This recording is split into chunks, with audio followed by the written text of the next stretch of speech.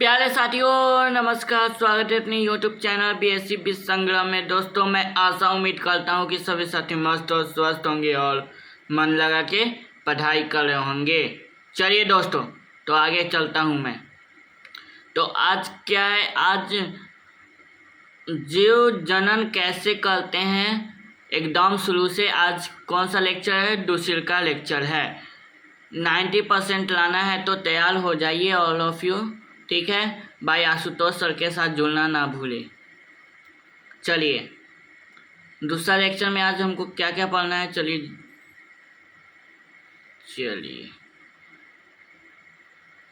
तो उस दिन मैं बता दिया था लैंगिक प्रजनन क्या होता है। चलिए तो इसके बारे में हम लोग जान लेते हैं, लैंगिक प्रजनन होता क्या है। एक मिनट प्यारे बच्चों। चलिए, लैंगिक प्रजनन नर एवं मादा युग्मक के मिलने से होता है। मतलब लैंगिक प्रजनन नर एवं मादा युग्मक के मिलने से होता है। मतलब मेल गैमेट्स और फीमेल गैमेट्स से मिलने से होता है, ठीक है। मेल गैमेट्स और फीमेल गैमेट्स, नर एवं मादा युग्मक, मतलब मेल गैमेट्स और फीमेल गैमेट्स से मिलकर बना होता है, ठीक है। सेकेंड पॉइंट है, नर एवं मादा युग्मक के मिलने के प्रक्रम को निषेचन कहते हैं। देखिए, नर एवं मादा युग्मक मिलते हैं तो उसको क्या कहते हैं? प्रक्रम को निषेचन कहते हैं। उस क्रिया को हम निषेचन कहते हैं, ठीक है। आई होप समझ में आ गया होगा। तो इस सेकेंड पॉइंट है, संतति में भिन्नता उत्पन्न होती है। मतलब जो संतान होता है, मानिए दो गो संतान है, कोई भी संतान दूसरे में होगा और उसका गोरा रंग भी भिन्न होगा, सब चीज़ का भिन्न होते रहते हैं। चलिए तो नेक्स्ट है आपको पुष्पीय पौधों में लैंगिक प्रजनन। पुष्पीय पौधों में लैंगिक प्रजनन कैसे होता है, चलिए इसके बारे में हम जान लेते हैं। इसमें क्या है, फूल पौधे का जनन अंग होता है। जो फूल होता है वो पौधे का जननांग अंग होता है, मतलब जनन करने का अंग होता है। एक फूल में मुख्य भाग बाह्य दल, पंखुड़ी और स्टिकेसल एवं पुंकेसर होता है। आई होप यह बात समझ में आ गया होगा। मतलब एक फूल है, ठीक है, उसके मुख्य भाग में बाह्य दल मतलब बाहर की दल और पंखुड़ी और स्टिकेसल एवं पुंकेसर होते हैं, ठीक है। नेक्स्ट है,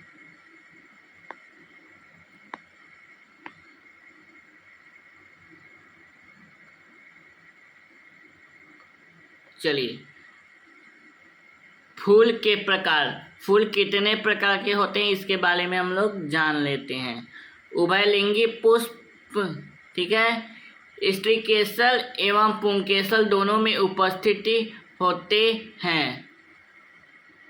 उदाहरण में सौसो और गुड़हल। क्या? स्टिकेसल एवं पुंकेसर, मतलब स्टिकेसल और पुंकेसर दोनों उपस्थित होते हैं किसमें?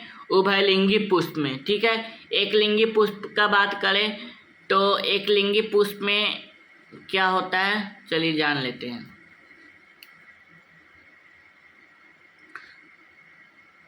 स्टिकेसल पुंकेसर में से कोई एक ही जननांग उपस्थित होते हैं। उदाहरण में पपीता एवं तरबूजा, ठीक है।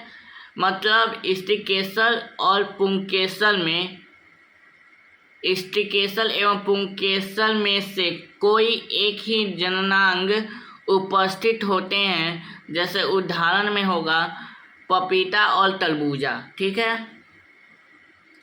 देखिए ये पुष्प की संरचना है, चलिए इसके बारे में जान लेते हैं। पुष्प की संरचना के बारे में, ये प्राकोष है, ठीक है। ये क्या है, ये आपका प्राकोष है।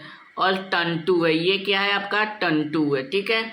ये है आपको पंखुड़ी, ये जो आपको ये दिख रहा है ये क्या है, पंखुड़ी है। ये है आपको बाह्य दल, ओके। तो ये क्या है आपको जो बीच में रहते हैं, ये जो बीच में रहते हैं उसको बीजांड हम लोग कहते हैं। और ये क्या है, ये ऊपर वाला भाग को वतलिकांग, ठीक है। और मिडल वाला भाग को वेटिकांग और सबसे वाला नीचे भाग को अंडाशय, जिसको हम इंग्लिश में ओवरी कहते हैं, स्ट्रिकेसल कहते हैं, ठीक है। तो यह आपको आई होप समझ में आ गया होगा। चलिए तो नेक्स्ट मैं बता देता हूँ।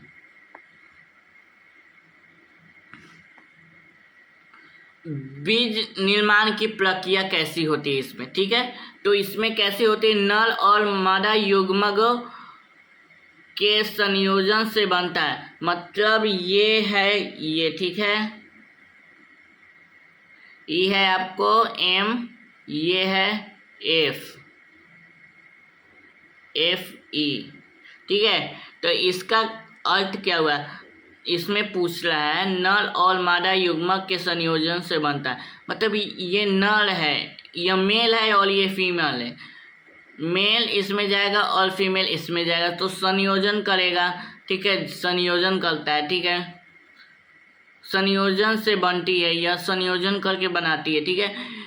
यह प्रक्रिया अंडाशय के भीतर होती है। जो यह प्रक्रिया होता है इसको अंडाशय के भीतर होता है। यहाँ युग्मक बनता है, हम लोग क्या कहते हैं, जाइगोट्स बन रहा है, ठीक है। जब हम इसके अंदर डालेंगे, ठीक है, इसके अंदर, ठीक है, डालेंगे तो क्या होगा, जाइगोट्स का निर्माण होगा, मतलब युग्मनज का निर्माण होगा, ठीक है। फिर युग्मनज भ्रूण में विकसित होता है। युग्मनज क्या होता है, भ्रूण में विकसित होता है, जो बीज के अंदर होता है। वो क्या होता है, बीज जो होता है ना, पौधा का जो बीज होता है उसके अंदर होता है। बीज का निर्माण, बीज पौधे में प्रजनन की प्रक्रिया का महत्वपूर्ण हिस्सा है। मतलब बीज एक निर्माण, बीज पौधे में प्रजनन की प्रक्रिया का एक मुख्य हिस्सा है, ठीक है। यह प्रक्रिया को हम बीज निर्माण की प्रक्रिया कहते हैं। इसे क्या कहते हैं, इस प्रक्रिया को हम बीज निर्माण की प्रक्रिया कहते हैं। चलिए नेक्स्ट है आपका, आगे जानते हैं, आइए।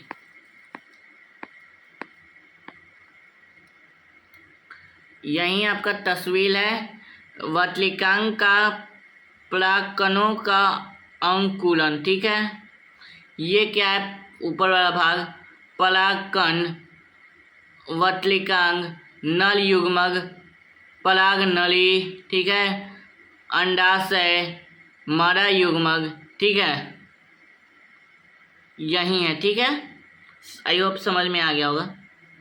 नहीं आया हो तो कमेंट कर देना, मैं समझा दूंगा फिर से, ओके।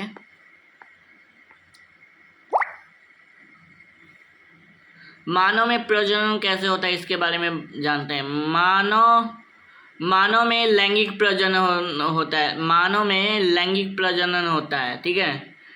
एक यौन प्रक्रम प्रक्रिया है जो नर और मादा युग्मक, स्पर्म और अंडा के मिलने से शुरू होती है, ठीक है। तो जैसे जो होता है नर और मादा युग्मक जो होता है आपस में जब मिलते हैं, मिलने से शुरू होता है, ठीक है। इस प्रक्रिया के माध्यम से दो कोशिकाओं के संलयन युग्मन मतलब जाइगोट बनता है जो बाद में भ्रूण और फिर एक नवजात शिशु का विकसित होता है। नवजात शिशु इससे विकसित होता है, जो बाद में भ्रूण और फिर एक नवजात शिशु का विकास करता है। ठीक है। लैंगिक परिपक्वता क्या है, चलिए इसके बारे में जानते हैं। लैंगिक परिपक्वता क्या है?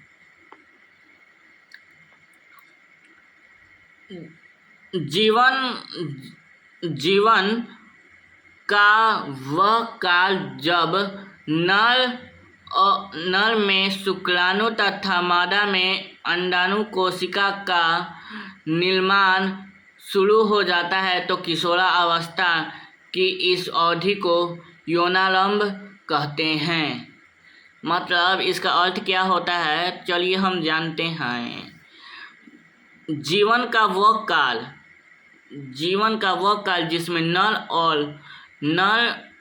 नर में शुक्राणु तथा मादा में अंड कोशिका निर्माण शुरू हो जाता है। मतलब नर में शुक्राणु और मादा में अंड कोशिका का निर्माण शुरू हो जाता है, तो किशोरावस्था की अवधि को यौनारंभ कहते हैं। ठीक है।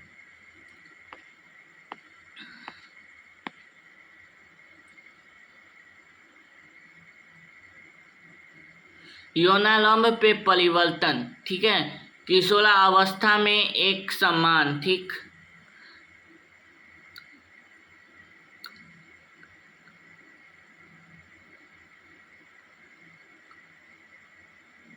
चलिए इसके बारे में हम जानते हैं। किशोरावस्था में एक समान क्या होता है?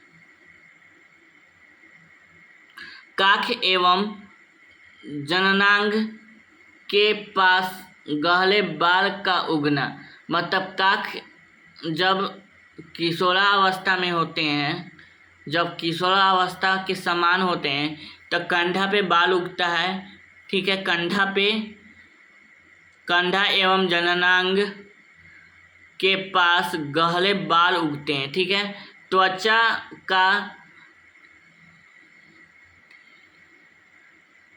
का थैलियर होना तथा मुहासे निकलना। ठीक है। त्वचा और तैलिया होना तथा मुहासे निकलना। ठीक। सेकेंड है,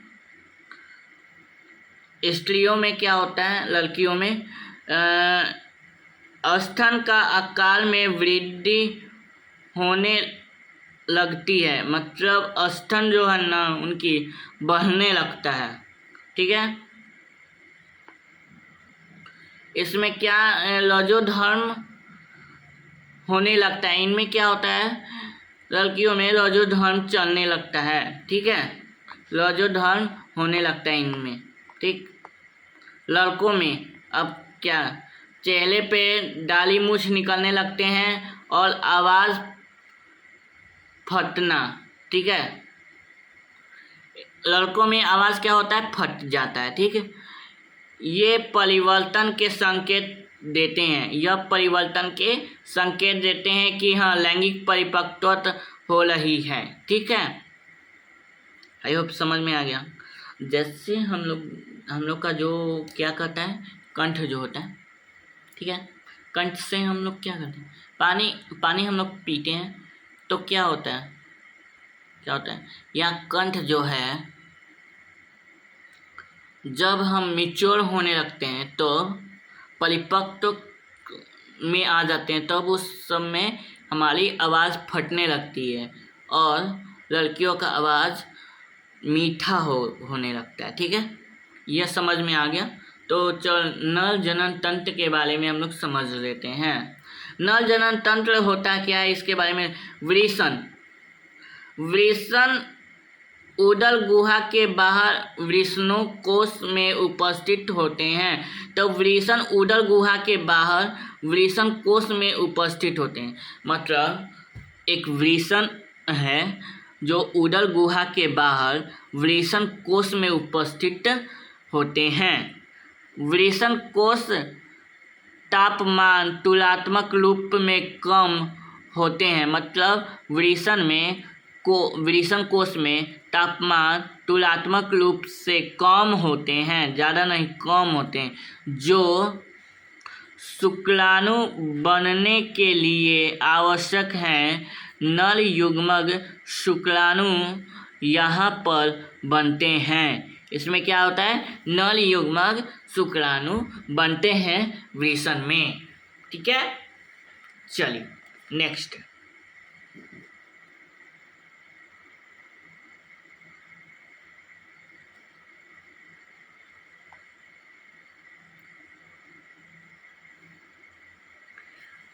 चलिए, वृषण ग्रंथि टेस्टोस्टेरोन हार्मोन उत्पन्न करती है। वृषण ग्रंथि क्या करती है, इसको पॉइंट कर लेना बच्चों, ये पॉइंट की चीज़ है। आपको यह क्वेश्चन आप सभी को पूछेगी बोर्ड एग्जाम में। ठीक है, हाँ, वृषण ग्रंथि टेस्टोस्टेरोन हार्मोन उत्पन्न करती है। टेस्टोस्टेरोन हार्मोन का कार्य क्या होता है, चलिए जानते हैं। टेस्टोस्टेरोन हार्मोन का कार्य क्या होता है, शुक्राणु उत्पन्न का नियंत्रण, मतलब शुक्राणु उत्पादन का नियंत्रण, मतलब शुक्राणु को उत्पादन करने का नियंत्रित किया जाता है। इसमें लड़कों में यौनारंभ अवस्था में परिवर्तन, मतलब लड़कों में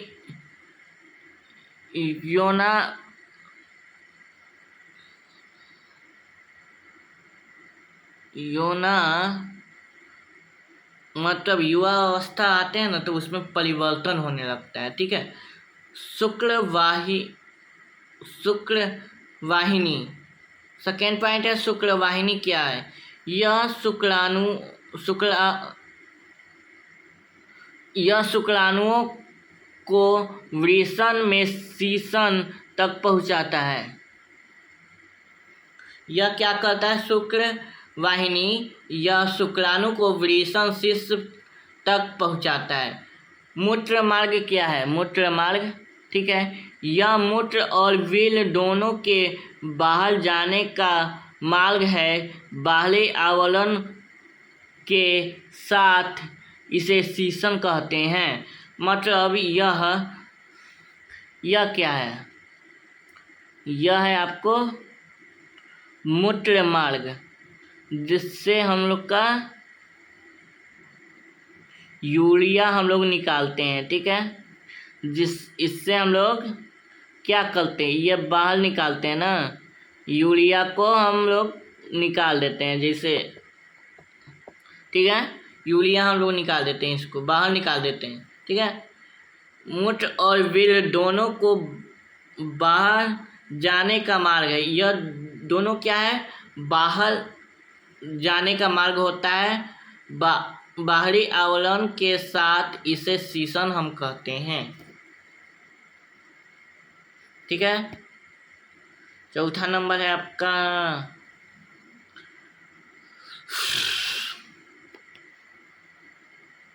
संबंधित ग्रंथियाएं। संबंधित ग्रंथियाएं क्या है,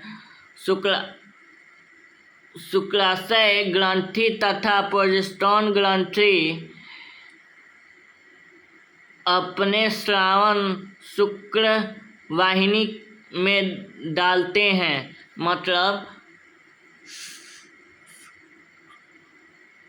शुक्राशय ग्रंथि जो होता है ना, प्रोजेस्टेरोन ग्रंथि अपने स्रावन शुक्रवाहिनी को हम लोग डालते हैं। ठीक है, शुक्राणु तरल माध्यम में आ जाते हैं। शुक्राणु क्या कहते हैं, तरल माध्यम में आ जाते हैं। यह माध्यम अन्य पोषण प्रदान करते हैं और उनके स्थानांतरण में सहायता करते हैं। शुक्राणु तथा ग्रंथि का स्रावन मिलकर वील बनाते हैं। ठीक है, नेक्स्ट है आपका, चलिए ये क्या है आप लोग का, चलिए तो ये क्या है, एक मिनट प्यारे बच्चों, चलिए ये है आपको क्या है, मूत्र नलिका, ठीक है। यह क्या है, शुक्राशय है। यह प्रोजेस्टेरोन ग्रंथि है। और ये क्या है, मूत्राशय है। ये क्या है, शीशन है। और ये क्या है, मूत्र मार्ग है, ठीक है।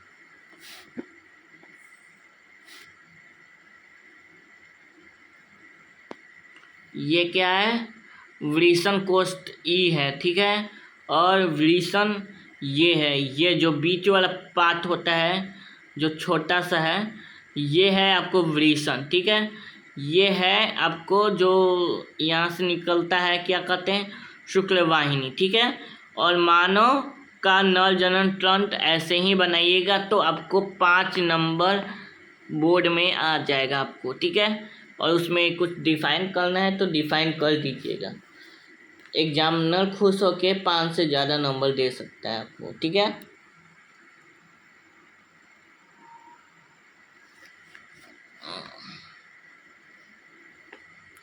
अब ज़्यादा नहीं है, थोड़ा सा और है। मादा जनन तंत्र पढ़ना है।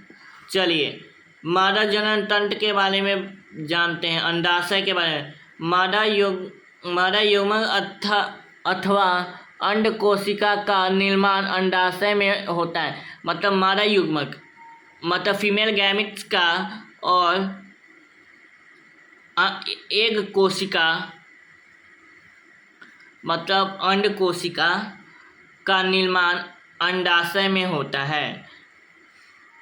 लड़की के जन्म के समय ही अंडाशय में हजारों अपरिपक्व अंड होते हैं। मतलब लड़की का जन्म के समय ही अंडाशय में हजारों अपरिपक्व अंड होते हैं, मतलब एग होते हैं। यौनालंब पर इसमें से कुछ अंड परिपक्व होने लगते हैं। मतलब जब यंग अवस्था में आएंगे तो इनका अंड मतलब एग परिपक्व होने लगेगा, ठीक है।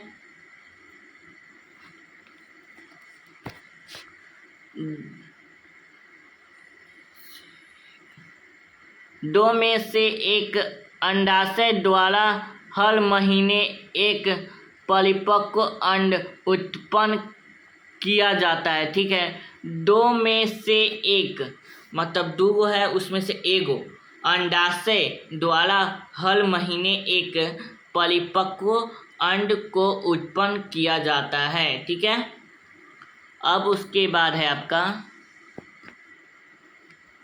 अंडाशय एस्ट्रोजन एवं प्रोजेस्टेरोन हार्मोन भी उत्पन्न करता है। अंडाशय क्या है, एस्ट्रोजन और प्रोजेस्टेरोन हार्मोन को उत्पन्न करता है, ठीक है। और नेक्स्ट है आपको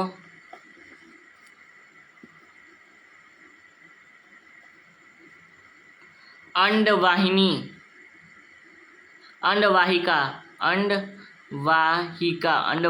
ठीक है। फैलोपियन ट्यूब के बारे में हम समझते हैं। फैलोपियन ट्यूब होता क्या है, इसके बारे में जानिए।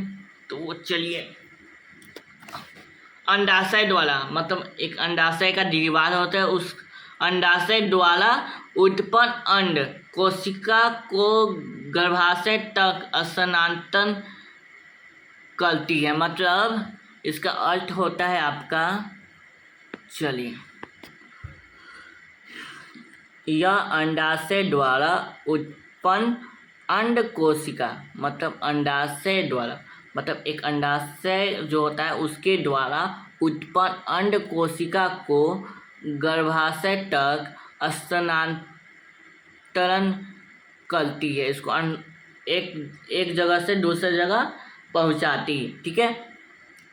अंड कोशिका एवं शुक्राणु का निषेचन यहाँ पर होता है। अंड कोशिका एवं शुक्राणु का निषेचन यहाँ पे होता है, ठीक है। नेक्स्ट है गर्भाशय क्या होता है। यह एक थैलीनुमा संरचना है जहाँ पर शिशु का विकास होता है। गर्भाशय में शिशु का विकास होता है। यह थैलीन्यूमा संरचना है जहाँ पे शिशु का विकास होता है। ठीक है। गर्भाशय ग्रीवा द्वारा योनि से खुलता है। जो गर्भाशय है उसका ग्रीवा जो होता है उसके द्वारा योनि में खुलता है। ठीक। चलिए इसके बारे में समझिए। ये तो थोड़ा ये देखिए, ये क्या है आपका अंडवाहिका है। ठीक है। और ये है फैलोपियम ट्यूब। ठीक है।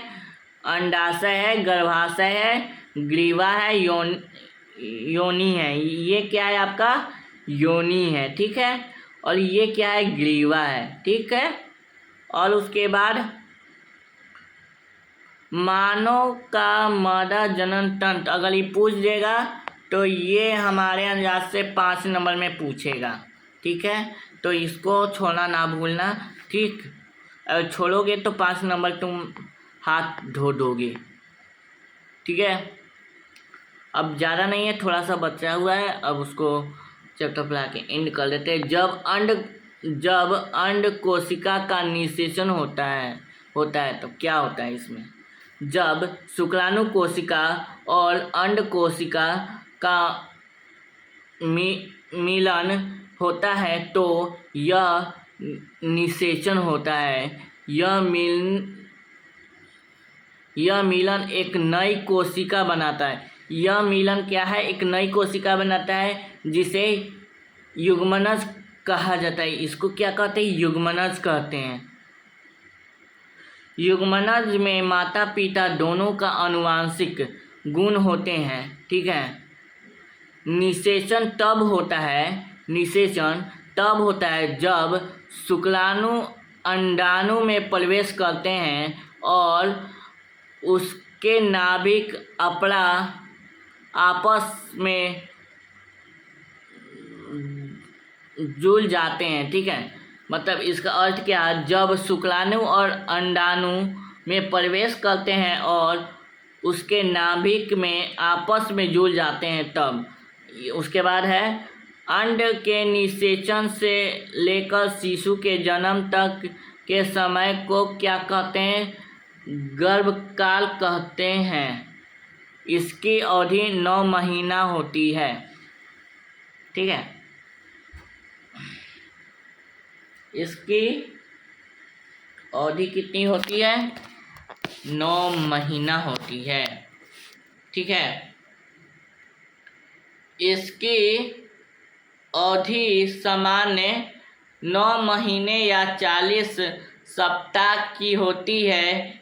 इससे आखिर मासिक धर्म पहले दिन से गिना जाता है। ठीक है।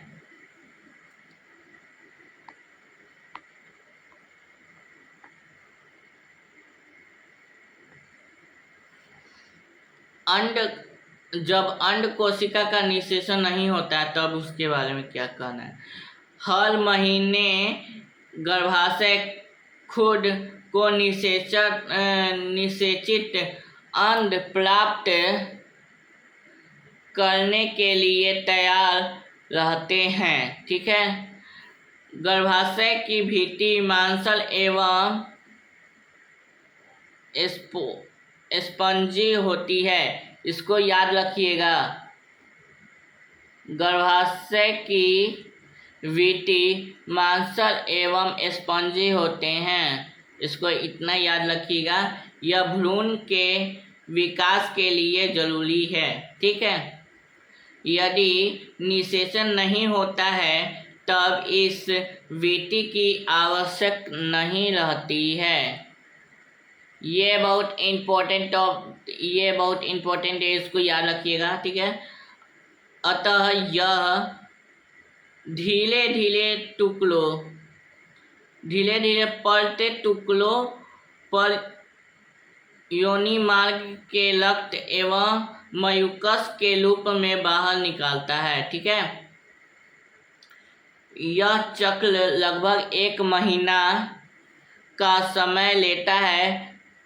तथा इसे ऋतुस्राव अथवा रजोधर्म कहते हैं। इसे क्या कहते हैं? रजोधर्म। ठीक।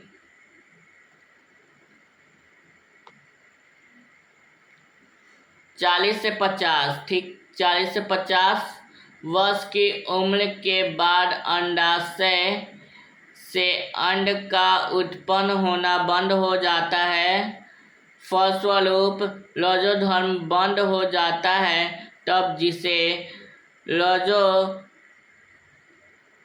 नीलविटी कहते हैं। ठीक है।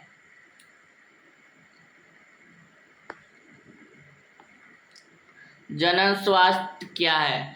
जनन स्वास्थ्य का अर्थ होता है जब जनन से संबंधित सभी आयामों जैसी शारीरिक, मानसिक, सामाजिक एवं व्यवहारिक रूप से स्वस्थ होना चाहिए। ठीक है। मतलब हम इसको क्या कहते हैं, जनन स्वास्थ्य कैसे होते हैं, उसका अर्थ क्या है? जब जनन से संबंधित सभी आयामों जैसे शारीरिक, मानसिक और सामाजिक व्यवहार से स्वस्थ होना है। ठीक है। लोग का लैंगिक चयन स्त्री उनका लोग का लैंगिक चलन भी हो सकता है। ठीक है। जैसे जीवाणु जनित गोनेलिया, सिफिलिस। ठीक है। और बी नंबर में है विषाणु जनित मस्या, HIV एड्स 1। कॉन्डोम का उपयोग से इस रोग का संचालन कुछ सीमा तक रोकना संभव है। मतलब कॉन्डोम के उपयोग इससे कॉन्डोम से उपयोग से इस रोगों का संचलन कुछ सीमा तक हम रोक सकते हैं। संभव है कि हम रोक देंगे कुछ सीमा तक, उससे ज़्यादा नहीं रोक पाएगा। ठीक है।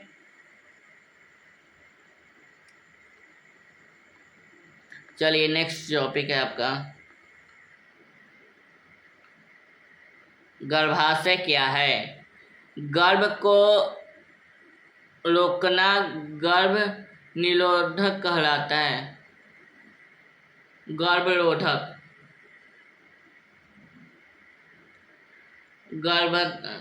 गर्भधारण को रोकना गर्भरोधक कहलाता है। ठीक है।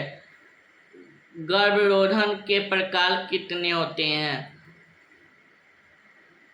यांत्रिक अवयवों के शुक्राणु के अंडकोशिका तक नहीं पहुंचने दिया जाता है। उदाहरण शीशन को ढकने वाले कॉन्डोम। शीशन जो होते हैं उसको ढकने वाले कॉन्डोम, यौन में रखे जाने वाले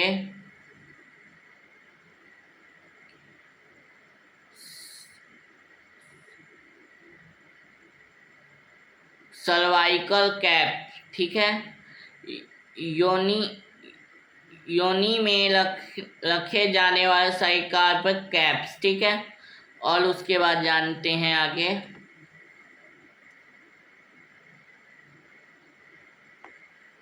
यह हुआ है शल्यक्रिया तकनीकी। नसबंदी पुरुषों में शुक्ल वाहिकाओं को रोककर उसमें से शुक्राणु के स्थानांतरण को रोका जा सकता है। रोकना। ठीक है। नसबंदी पुरुषों में शुक्ल वाहिनियों को रोककर उसमें शुक्राणु के स्थानांतरण को रोकना होता है।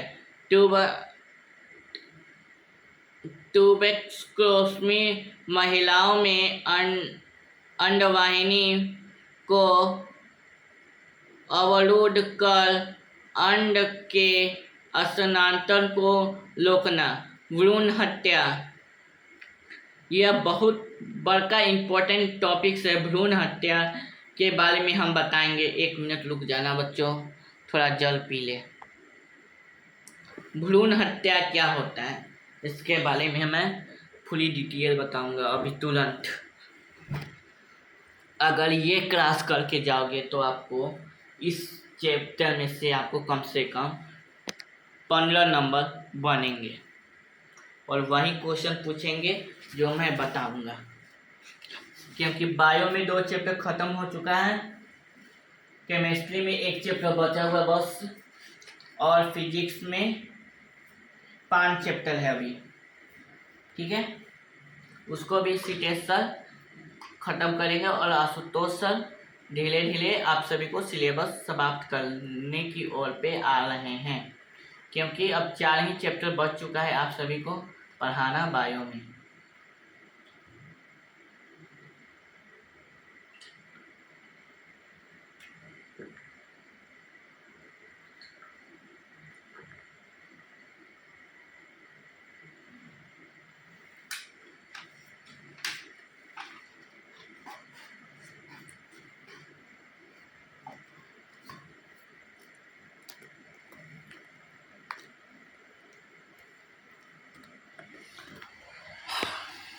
भ्रूण हत्या क्या होता है? भ्रूण हत्या जो वो होता है कि जब बच्चा है या बच्ची होगी तो उसी में भ्रूण हत्या मतलब दवाई खिला के मार दिया जाएगा। उसको क्या कहा जाता है? भ्रूण हत्या। जो हम ये कहते हैं बिहार सरकार जो काम किया उसके लिए हम बहुत अच्छा हैं। ठीक है कि हाँ कि बच्ची है तो उसको मार दिया जाता है, तो अब उसको हटा दिया गया। मजबूरी केस में इसको किया जा सकता है, मजबूरी केस में। अब पहले तो लोग लड़की होती थी तो भ्रूण उसी में मरवा दिया जाता था, पेटवे में दवाई दे के कि हाँ लड़की ना हो। चलिए, मादा भ्रूण, ठीक है, इसमें दिया हुआ मादा भ्रूण को गर्भाशय में ही मार देना भ्रूण हत्या कहलाता है। ठीक है, मादा भ्रूण को गर्भाशय में ही मार देना भ्रूण हत्या कहलाता है। एक स्वस्थ समाज के लिए संतुलित लिंग अनुपात आवश्यक है। ठीक है, यह सभी संभव होगा जब लोग में जागरूकता फैलाई जाए एवं भ्रूण हत्या तथा भ्रूण लिंग निर्धारण जैसी घटनाओं को रोकना होगा। यह बिहार सरकार ऐसी काम की कि ये भ्रूण हत्या बैंड करवा दिया गया। ठीक है, इसके लिए मैं बहुत खुश हूँ कि यह काम बिहार सरकार करवा रही है। तो प्यारे बच्चों, और वीडियो अच्छा लगा तो लाइक सब्सक्राइब और शेयर कर देना, और मिलेंगे नेक्स्ट क्लास में शानदार टॉपिक के साथ, और वह टॉपिक्स रहेगा हमारा पर्यावरण, इन्वायरमेंट्स के बारे में हम लेके आ रहे हैं अगले संडे को। ठीक है, अगले संडे को जुड़ना ना भूलें, और अगले संडे जो आने वाला है सुपर संडे, उस समय क्या बताएंगे? हमारे पर्यावरण के बारे में बताएंगे, क्योंकि यह टॉपिक्स कम से कम 10 नंबर बोर्ड में दिलाएगी। ठीक है प्यारे बच्चों, अगर वीडियो अच्छा लगा हो तो दोस्तों में शेयर कीजिएगा, क्योंकि हमारे टीम जल्द से जल्द आप सभी को कंटेंट प्रोवाइड करवाने में बहुत तगड़ा मेहनत कर रहे हैं, और समय समय पे आप सभी का notes, DPP, handwritten notes सब टेलीग्राम पे उपलब्ध करवा दिया गया है। ठीक है प्यारे बच्चों, मिलते हैं नेक्स्ट वीडियो में। तब तक ये जय हिंद, जय भारत, वंदे मातरम, और of you take care, good bye.